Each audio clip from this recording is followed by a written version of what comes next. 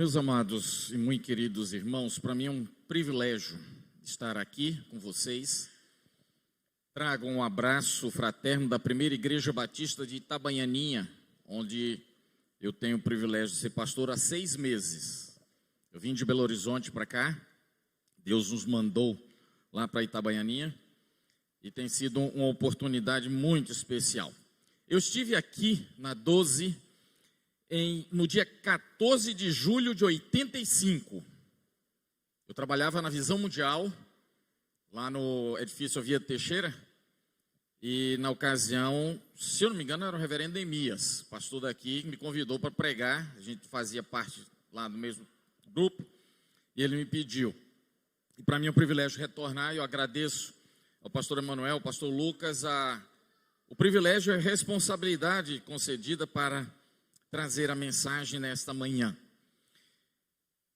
Para mim, essa é uma convicção que eu tenho. Nós estamos na última volta do relógio escatológico do Senhor nosso Deus.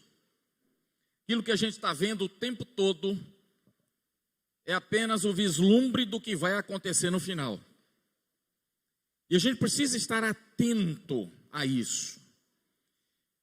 O diabo, dizia um colega meu, o diabo é o diabo, mas ele não é burro.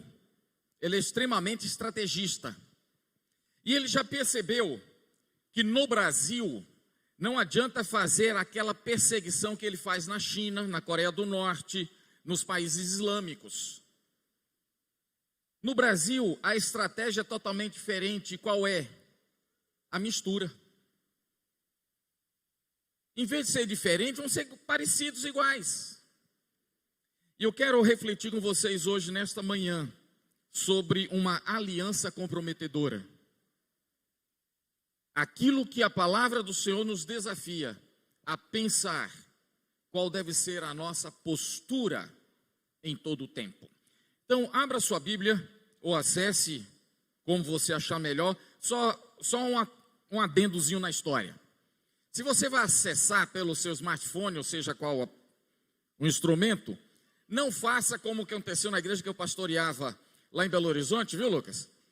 A igreja reunia no hotel. Então, o espaço era pequenininho. Isso de noite. Aí um diácono da igreja estava com um tablet. De repente eu vi no meio do óculos dele um azulão. Uma faixa azul. Ele abriu o tablet e apareceu uma faixa azul no óculos dele. Aí eu cá comigo disse, aí tem coisa. No final do culto, uma irmã chegou para mim e disse, pastor, você ouviu? Eu vi. Como é que foi você ouviu? O reflexo no óculos dele. Ele, em vez de abrir o aplicativo da Bíblia, abriu no Facebook. Então, por favor, não faça isso não, que é pecado, viu? Então, abra sua Bíblia, acesse sua Bíblia. Apocalipse, capítulo 2, versículos 12 a 17. Apocalipse, capítulo 2, versículos 12 e 17. A minha versão é a NVI, tá? É a versão que eu utilizo já há muitos anos lá na igreja que eu pastoreava e agora na atual igreja. Apocalipse capítulo 2, versículos 12 a 17, o texto sagrado diz o seguinte: ao anjo da igreja em Pérgamo escreva, estas são as palavras daquele que tem a espada afiada de 2 gumes. Sei onde você vive, onde está o trono de Satanás. Contudo, você permanece fiel no meu nome e não renunciou à sua fé em mim, nem mesmo quando Antipas, meu fiel testemunho, foi morto nessa cidade onde Satanás habita. No entanto, tenho contra você algumas coisas. Você tem aí pessoas que se apegam aos ensinos de Balaão, que ensinou Balaque a armar ciladas contra os israelitas, induzindo-os a comer alimentos sacrificados a ídolos e a praticar imoralidade sexual. De igual modo, você tem também os que se apegam aos ensinos dos nicolaítas. Portanto, arrependa-se, senão virei em breve até você, lutarei contra eles com a espada da minha boca. Aquele que tem ouvidos, ouça o que o Espírito diz às igrejas. Ao vencedor, darei do maná escondido. Também lhe darei uma pedra branca com um novo nome nela escrito, conhecido apenas por aquele que o recebe. Meus queridos e muito amados irmãos em Cristo Jesus, não há como fazer uma aliança e compactuar com aquilo que vai de encontro ao Deus da palavra dele. Não há como a gente dizer, olha, eu sou crente em Cristo Jesus, mas aqui dentro, lá fora eu posso viver do jeito que eu bem entender. Não há como transigir com relação à palavra do Senhor. Não há como você começar a querer fazer pactos onde amenize aquilo que a palavra do Senhor diz. Eu estava compartilhando com o Lucas que quando eu era pastor em Belo Horizonte, me pediram para escrever um material sobre a soteriologia, sobre a doutrina da salvação. E não se pode começar a falar da doutrina da salvação se não falar sobre a doutrina da depravação total. Eu escrevi o material, entreguei. O pessoal me chamou e disse, olha, Gerson, não tem como a gente aceitar, você vai ter que mudar as coisas aqui. Eu disse, mas como? Nós não concordamos com essa doutrina, porque nós cremos que o homem é essencialmente bom. Eu disse, gente, isso é heresia, isso é pelagianismo, isso é heresia. Não, mas nós não aceitamos isso que você está escrevendo. Eu peguei minhas coisinhas, botei debaixo do braço, tchau para vocês, não tenho acordo com vocês. Não tem. E era a minha denominação. Cuidado. Há muito pregador hoje transigindo com as escrituras sagradas, querendo dar jeitinho, e a Bíblia tem que ser interpretada por ela à luz da iluminação do Espírito Santo, e não de acordo com a sociologia ou com qualquer outra gia que você possa imaginar. A Bíblia é a palavra inerrante e infalível do nosso Deus, ponto final. Isso é inegociável. O que Jesus Cristo nesse texto vai nos mostrar e procura demonstrar para João? Pérgamo era uma das cidades mais promissoras, mas tinha um grande templo ao deus Zeus, chamado Soter Theos, ou seja, o Deus Salvador. Jesus vai mostrar para João que nessa cidade se estabeleceu o trono de Satanás. Eu fui gerente de missões da Convenção Batista Brasileira para todo o Nordeste. E há uma cidade em Alagoas que na ocasião era considerada a cidade mais pobre do Brasil.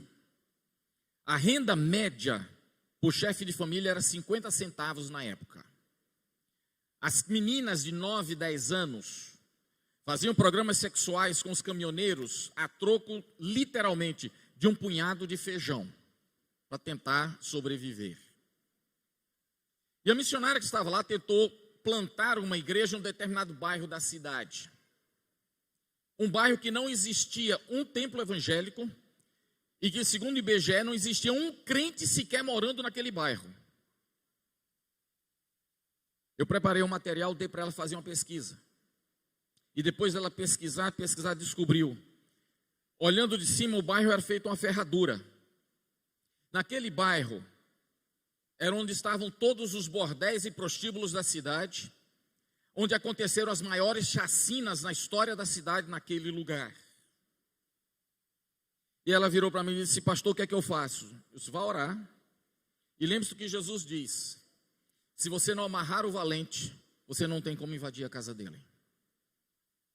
E foi através de um período de jejum e oração dela e a igreja, que elas conseguiram entrar naquele bairro e plantar uma igreja para a glória do Senhor. Lembre-se disso. Nós não estamos aqui para se divertir no sentido de curtir. Deus deixou a natureza para a gente curtir, sim, mas nós estamos numa guerra, minha gente. Nós estamos em guerra. Eu era pastor lá em Itabuna, onde o pastor Manuel também era pastor. E um dia eu estava na porta assim, do santuário conversando com os jovens, e chegou um jovem. mas todo sorridente, mostrando dente para tudo que é canto. Aí eu virei para um que estava ali, alguém é dentista aqui? Eu disse, por que, pastor? Mostrando tanto dente, no mínimo ele está procurando dentista para tratar. Ele disse, não, pastor, eu estou feliz hoje. Eu disse, por que você está feliz? O diabo esqueceu de mim. Gente, eu botei a mão assim na cabeça e disse, pelo amor de Deus, faz isso não. Te prepara que vem chumbo grosso. E meus queridos, não deu outra. Ele caiu, e para trazer esse cara de volta, foram 2 anos, de muitas lágrimas, jejum e oração para trazer o cara de volta. Ele começou a voltar. Minha esposa formou um coro com os jovens da igreja. Ele passou a ser o solista. Eu, ele mais 2, nós formávamos um quarteto masculino da igreja. Ele cantava o primeiro tenor. O cara tinha uma voz lindíssima. Um dia eu saí de férias, recebo um telefonema, pastor, volta, porque a Dinelso sofreu um acidente, está em coma. Peguei minha esposa, meus filhos, nós voltamos para Itabuna. Um dia depois ele veio a falecer. Na hora da cerimônia fúnebre, a juventude chorava, porque ele era muito querido. E na hora que estava o caixão assim, eu fiquei ao lado, a mãe dele veio e me abraçou. E disse, pastor, está vendo essa peça aí dentro? Eu estou. Deus tanto conhece que tratou de levar logo, porque sabia que ele mais tarde cairia de novo. Queridos, nós estamos numa guerra. E a guerra é espiritual. Você talvez e eu não somos capazes de imaginar o que está acontecendo agora nas regiões celestiais. Daquilo que os demônios tentam fazer para nos destruir, e os anjos do Senhor que estão a serviço dos santos, como diz Hebreus, estão nos defendendo, porque nós estamos numa guerra. E o texto nos mostra, meus amados, que o envolvimento com esta aliança comprometedora coloca a igreja do Senhor Jesus Cristo em perigo. Os versículos 14 e 15 vai dizer, no entanto, eu tenho contra você algumas coisas. Quando ele diz, no entanto, ele diz, queridos, abram o olho, a situação é séria. É séria. Não brinca não. Tem muita gente brincando de ser membro de igreja. Muita gente querendo brincar de ser crente. Cuidado. É presa fácil. E sabe quais eram os ensinos? Veja que o texto vai dizer que os ensinos de Balaão, que ensinou Balaque a armar ciladas contra os israelitas. Os ensinos eram o seguinte: qual o problema de você, como um crente, se adaptar aos costumes do mundo? Qual o problema? Não tem problema nenhum você fazer isso. Olha, é perfeitamente razoável, na época, o culto ao imperador, e depois você ir lá para a reunião da gente da igreja e cultuar também ao Senhor. Sabe o que mais? Olha, vamos ficar no nível mais baixo, sem muito compromisso e comprometimento, porque eles, em vez de levantarem o mundo para o nível do cristianismo, eles desciam o cristianismo ao nível do mundo. Consequentemente, eles faziam apologia ao pecado. Olha, nós somos livres em Cristo, portanto, temos liberdade para pecar. A Bíblia não diz, segundo eles, que onde abundou a graça, o pecado superabundou a graça, então vamos pecar à vontade. Consequentemente, veio a idolatria. Idolatria não é somente a adoração de objetos ou colocar qualquer coisa no lugar de Deus na sua vida. Idolatria não é só isso, não. Deus combateu a idolatria do seu povo, não foi dos pagãos, foi do seu povo. Por que o povo dele fazia? Não, eu creio em Deus, sim, Jeová é o único Senhor. Todo dia eles recitavam Deuteronômio 6, o Shema. Mas vai que Deus não vai prestar muita atenção, então eu preciso de Baal, eu preciso de Asterote, eu preciso de Azerá. Quantas vezes a gente faz exatamente isso? A gente coloca alguma coisa que vai que Deus não resolva a questão. E com isso, meus queridos, a imoralidade tomou conta. E é só a gente olhar hoje como a imoralidade está tomando conta e querendo invadir a própria igreja. Se não houver fidelidade exclusiva, estaremos em pecado contra Deus. Ou é ou não é. E nós estamos chegando a esse ponto.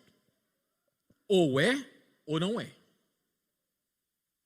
Não tem essa história de tentar ficar no meio ou em cima do muro.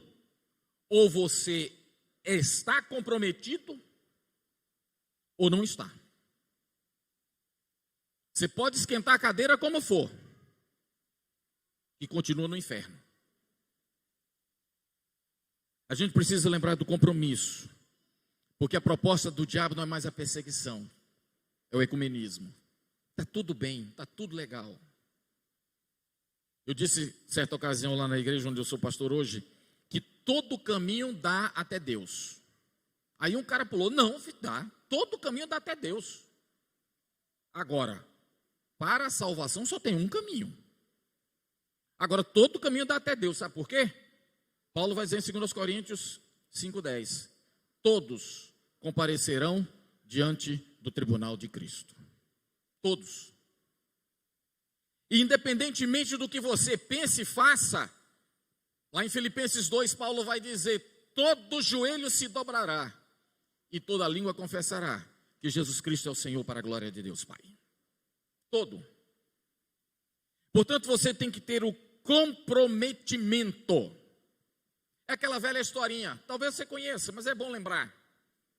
O porco e o frango se encontram e começam a bater papo.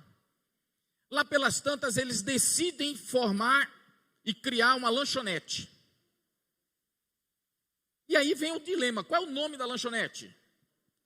O frango pulou na frente e disse: é fácil, bacon com ovos. O porco: tô fora. Porque o frango e a galinha só tinham um compromisso de entregar o ovo e continuar numa boa. Para você ter bacon, você tem que matar o porco. A proposta é exatamente essa: morrer. Gálatas 6,14, Paulo vai dizer: olha, eu morri para o mundo e o mundo morreu para mim. Não há como você amar a Jesus e querer amar o mundo. Não há como ser compatível.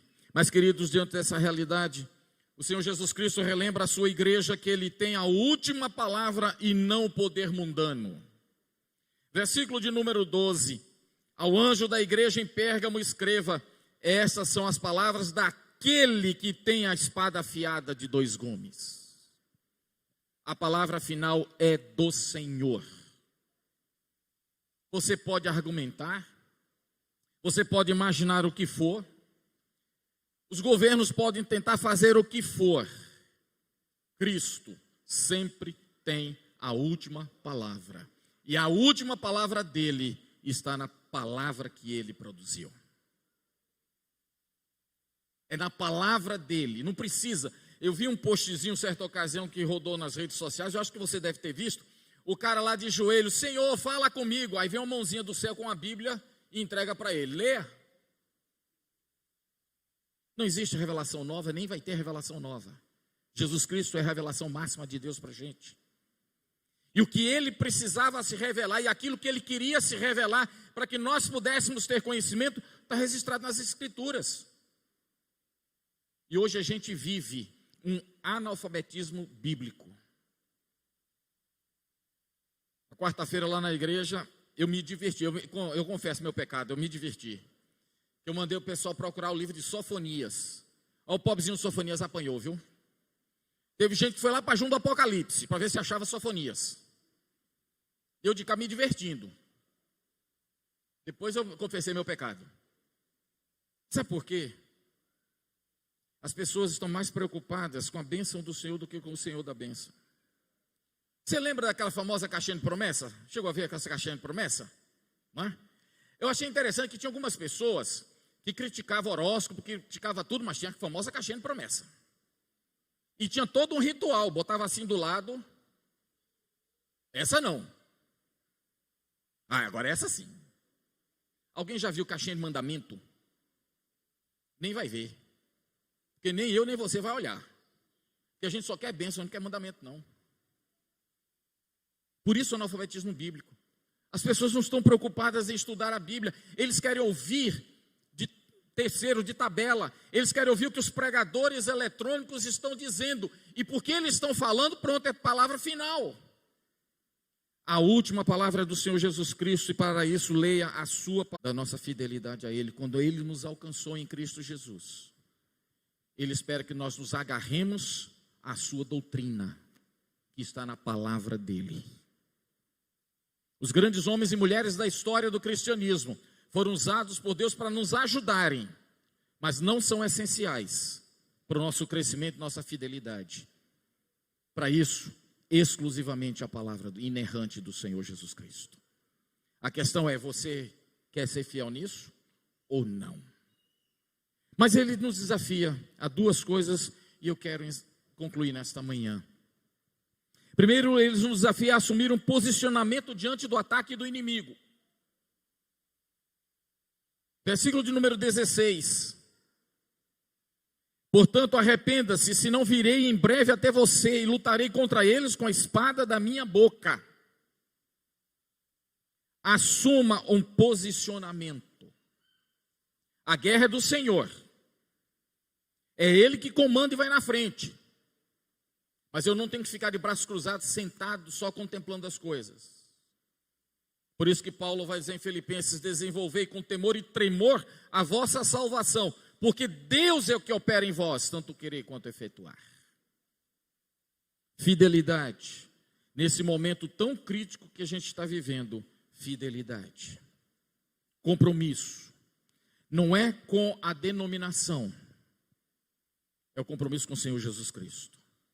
Denominação vem em segundo plano. Porque não adianta você ser fiel à denominação e não ser fiel a Jesus Cristo. Porque pastor e denominação não leva ninguém aos céus. Quem leva aos céus é Jesus Cristo exclusivamente. Mas a segunda coisa que Ele nos desafia é estarmos sempre lembrando que a recompensa é para aquele que está comprometido em permanecer fiel até o fim. Versículo de número 17. Ele diz: aquele que tem ouvidos, ouça que o Espírito diz às igrejas. Ao vencedor, darei do maná escondido. Também lhe darei uma pedra branca, com um novo nome nela inscrito, conhecido apenas por aquele que o recebe. Aquele que perseverar até o fim, será salvo, diz o Senhor Jesus Cristo em Mateus 24. O fato de ser filho... Eu sou filho de pastor, filho de crente, meu pai era pastor, meu avô era pastor. E eu olhava para a vida do meu avô e disse: bom, se meu avô não entrar no céu, ninguém entra. Homem piedoso. E eu estava naquela, bom, quando o vovô morrer, eu cato a canela dele e vou junto com ele, estou garantido. Nascer no lar cristão é fantástico, é bom. Mas não lhe garante salvação. A salvação vem em Cristo Jesus. E quando nós temos esse encontro, porque nós fomos resgatados por Ele, Ele veio ao nosso encontro, Ele veio nos atender, Ele nos diz o seguinte: presta atenção, daqui para frente, é só pancada, mas permaneça fiel. Quando eu era missionário lá em Itabaiana, plantando a igreja batista lá em Itabaiana, uma vez um rapaz chegou para mim e disse: pastor, eu quero ser crente. Por quê? Por 3 motivos. Bom, eu conheço um, mas você tem 3, melhor ainda, né? Que todo mundo. Quais são os seus motivos? Porque eu quero ficar rico, gordo e sem problemas. Eu disse: só rico, eu não sei. De repente, você acerta a loteria esportiva, né? Você fica. Gordo, aí você é moleza. Eu casei com 56 quilos. Tinha 56, naquela ocasião eu estava com 99. Isso aí é moleza. Agora, sem problema, meu amigo, você está no lugar errado. Você está no lugar errado. Tem muita gente que quer relacionar-se com o Senhor nessa história. Eu quero ficar sem problemas, numa boa. E meus amados, a coisa vai apertar cada vez mais, porque a palavra do Senhor está se cumprindo literalmente. Vai apertar mais. Por isso que o Senhor Jesus diz: aquele que tem ouvidos, ouça o que o Espírito diz à igreja. Mantenha na sua memória aquilo que Ele fez por você. de como você era e quem você é. É possível ser cristão, independentemente das circunstâncias. No Brasil, em certo sentido, ser cristão é moleza. Por isso que a turma está descansando. Baixou a guarda, está só numa boa. Como dizia o nosso velho e bom amigo Raul Seixas, com a boca escancarada, cheio de dentes, esperando a morte chegar. Só isso. E quando eu olho a história dos nossos irmãos em Cristo Jesus na Coreia do Norte, na China, e uma vez uma coreana na Alemanha falando, e aí o líder do encontro disse: minha irmã, nós vamos orar para que Deus acabe com a perseguição. Ela: não faz isso não, por favor, não faz isso. Ora para que a gente tenha resistência, porque se acabar a perseguição nós vamos ser igual a vocês, e nós não queremos ser igual a vocês. Às vezes eu confesso, eu digo para vocês com toda sinceridade de coração, às vezes eu gostaria que viesse realmente uma perseguição dessa tipo da Coreia do Norte, violenta no Brasil, porque aí definiria quem é quem. Mas como Deus é quem manda, né? não vai me obedecer nunca, Ele sabe como tratar a gente. Por isso Ele diz: esteja lembrado que você pode ser cristão, independente de qualquer coisa, qualquer circunstância. No Brasil, o evangelho tem ficado cada vez mais popular e com menos efeito significativo. Segundo algumas estatísticas, em 2030, os evangélicos no Brasil vão chegar a 53%. Aí a galera começou: glória a Deus, aleluia, amém. Calma. Antes de você dizer qualquer coisa, escute o restante. Só que 85% deles serão crentes nominais. Só vão aparecer no templo ou com qualquer compromisso com o reino de Deus, Natal, Ano Novo e dia de ceia, somente. Se o evangelho fosse significativo no Brasil, como a turma diz, baseado na proporção de quantidade, as coisas já estariam diferentes no Brasil. E a pergunta que eu sempre faço a esses ufanistas: a violência diminuiu no Brasil? A droga diminuiu no Brasil? A criminalidade diminuiu no Brasil? A exploração sexual de crianças e adolescentes diminuiu no Brasil? Sabe por que não, meus queridos? Porque a igreja deixou de ser relevante. Ela se amoldou à estrutura do mundo e está feliz tentando viver. Por isso o chamado: arrependa-se.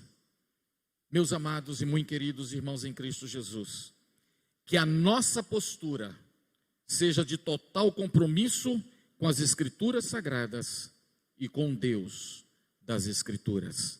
Que Ele nos abençoe. Amém.